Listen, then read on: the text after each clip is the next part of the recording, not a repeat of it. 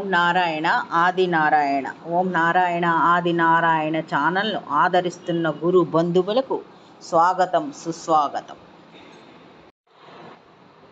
ఓం నారాయణ ఆది నారాయణ. ఓం శ్రీ భగవాన్ వెంకయ్య స్వామినే నమః. ఆశ్రిత జనరక్షకుడు, దీనజన బాంధవుడు శ్రీ భగవాన్ వెంకయ్య స్వామి వారి పాద పద్మములకు నా ప్రణామములు. సమస్త సగుణ రూప నిర్గుణ రూప గురుదేవుల పాద పద్మములకు నా నమస్సుమాంజలి. 1000 గొర్రెల్లో ఉన్న నా గొర్రెను లాక్కురానా అన్నది శ్రీ భగవాన్ వెంకయ్య స్వామి వారి వాక్కు.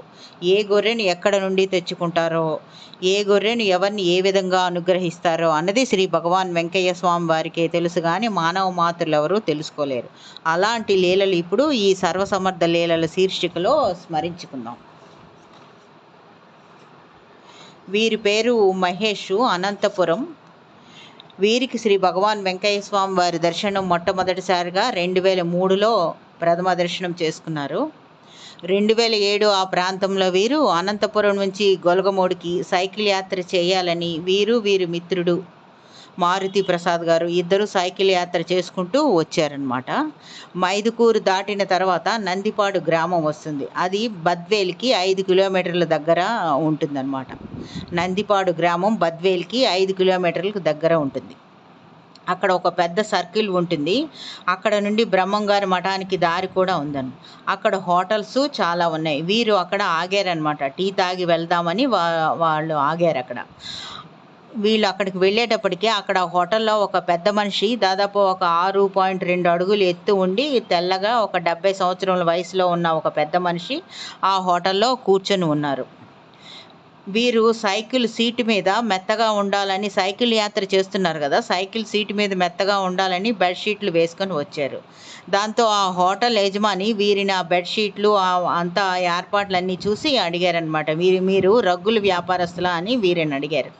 అంటే వీరు కాదు అని చెప్పారు. మరి ఏమిటి ఈ ఏర్పాట్లన్నీ అని ఆ హోటల్ యజమాని వీళ్ళని అడిగారు. అంటే మేము అప్పుడు వీరు ఇలా చెప్పారనమాట, మేము శ్రీ భగవాన్ వెంకయ్య స్వామి వారి దగ్గరకు సైకిల్ యాత్ర చేస్తూ వెళ్తున్నాము, అనంతపురం నుంచి వచ్చాము అని చెప్పారు వీరు.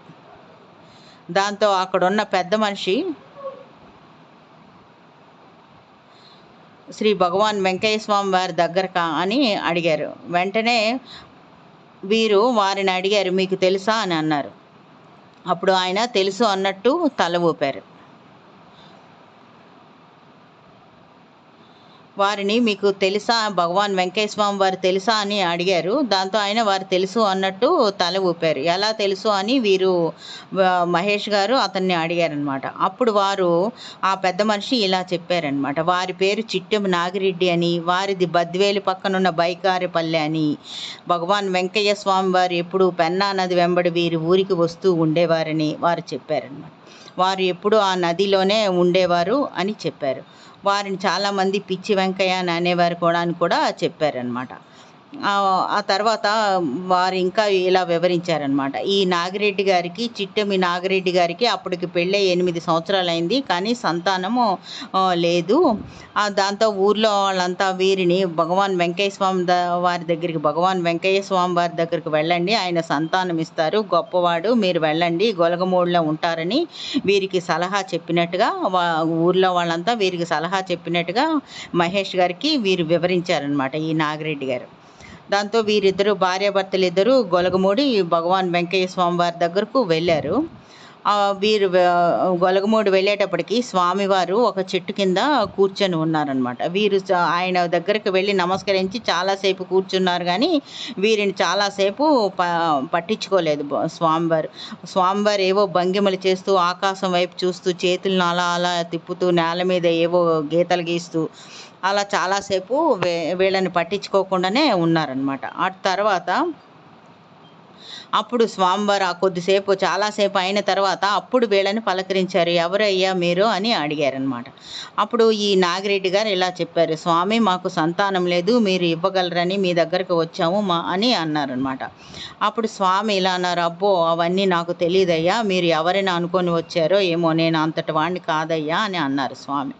అంటే లేదు స్వామి, మీరు ఇస్తారని మీపై నమ్మకంతో వచ్చామని వీరు అన్నారనమాట. అప్పుడు స్వామి ఇలా అన్నారు, అయ్యో అలాంటివన్నీ నాకు తెలియదయ్యా, నేను దేవుణ్ణి కాదు, ఏమీ కాదు, నేను ఒక పిచ్చోడిని అని అనుకో అని అన్నారనమాట ఇది స్వామివారు.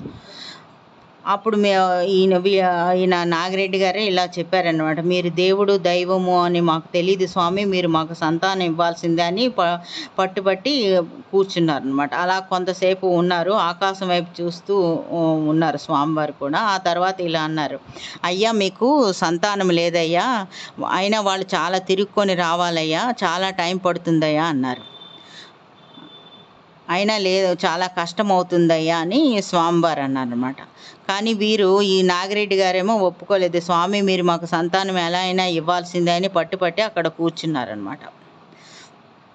అప్పుడు శ్రీ స్వామివారు ఒక అరగంట తర్వాత ఆలోచించి ఏవేవో భంగిమలన్నీ చేసి అప్పుడు ఇలా అన్నారనమాట, అయ్యా ఇద్దరు వస్తున్నారు కానీ అది నా ప్రమేయం కాదు. ఇద్దరు వస్తున్నారు కానీ అది నా ప్రమేయం కాదు.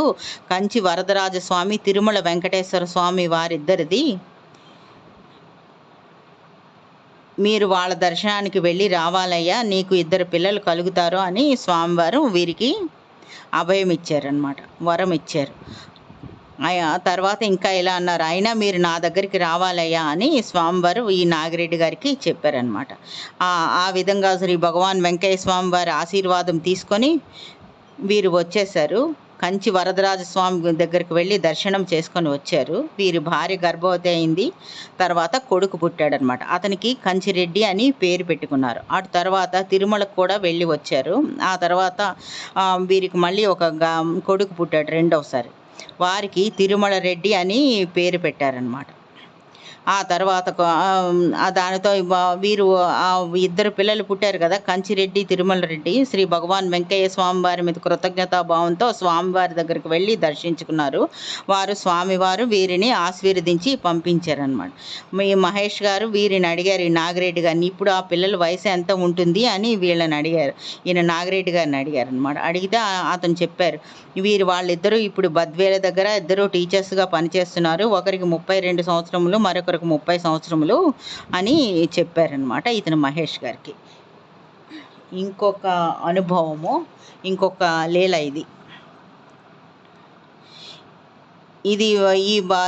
ఇతని పేరు, ఈ భక్తుని పేరు అవధానం రామ్మూర్తి గారు, పిచ్చిరెడ్డి తోపు, నాయుడుపేట.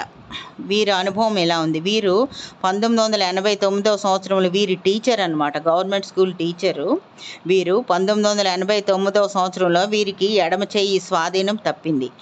ఏ వస్తువు పట్టుకోలేరు, చెయ్యి వణుకు, మంచినీళ్ళ గ్లాస్ కూడా పట్టుకోలేరు, గ్లాస్ పట్టుకొని నీళ్లు తాగలేని పరిస్థితి వారిది.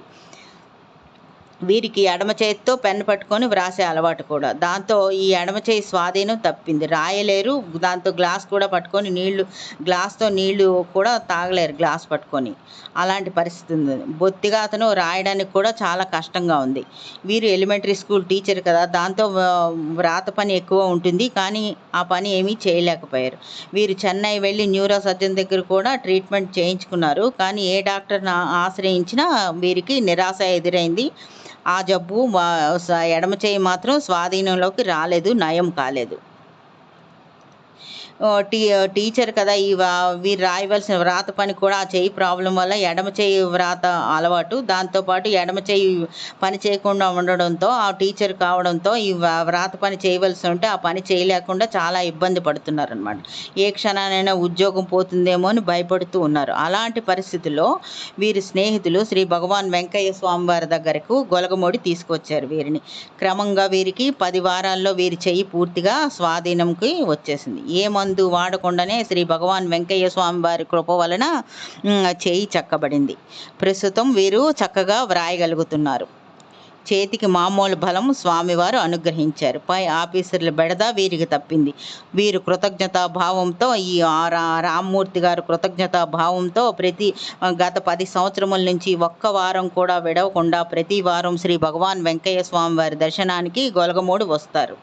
ప్రతి సంవత్సరం వీరి భార్యాభర్తలిద్దరూ నాయుడుపేట నుంచి కాలినడకన పాదయాత్ర చేస్తూ గొలగమూడి వచ్చి స్వామివారిని దర్శించుకుంటూ ఉంటారు.